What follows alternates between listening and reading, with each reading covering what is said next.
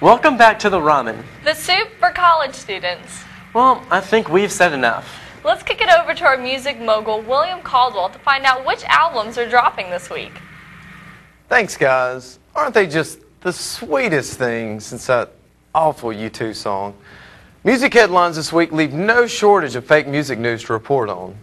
Well, the final tally is in, and 4.5 out of 5 music lovers now confirm that Kanye West does, in fact, love fish sticks. Kanye's latest botch mashes samples of Wu-Tang's breakout single. We all know the title, and I can't say it on this show, but let's just say that Wu-Tang is nothing to mess with. With Justin Bieber's Runaway Love. Throw in Raekwon for a few new verses and plenty of Twitter love between the Biebs and Kanye, and I think we may have just solved the music industry in shambles problem. Two issues in a row now, and Rolling Stone can't find a musician to put on the cover. I wonder why. In other music news that shouldn't be music news, the stars of Glee are unhappy with Sony concerning the lack of royalties received from multiple albums highlighting music from the show. Actor Corey Monteith, in a recent radio interview, clamored that he had only received a mere $400 in lieu of these albums' runaway success. Channeling a thought for the Glee cast? Oh, I know.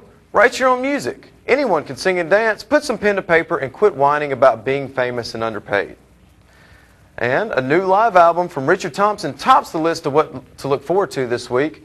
Dream Addict has received great reviews from just about any major critic with a halfway professional looking webpage, and looks to be the juggernaut compared to the other new releases this week. Those other new releases include a new Heart album entitled Red Velvet Car, obviously a ploy to help fund Anne's grocery expenses and Nancy's facelifts, and the super duper pop group the Goo Goo Dolls has something for the rest of us with their new album entitled Something for the Rest of Us. But that's not all. Extreme hardcore band Disturbed is out with Asylum. What an insane name. And speaking of screaming bloody murder, you can also pick up Sum 41's new album, Screaming Bloody Murder. And there's plenty of live music this weekend for all my kiddos out in TV land to sink their teeth into to shake off those first week blues. If you really feel like moving and shaking, get yourself on over to Biloxi this weekend to hear the impeccable Michael Bolton in the Beau Rivage Theater. Ticket prices begin at a sweltering $45 for what is sure to be the best live show since Wet Willie ruled the Deep South.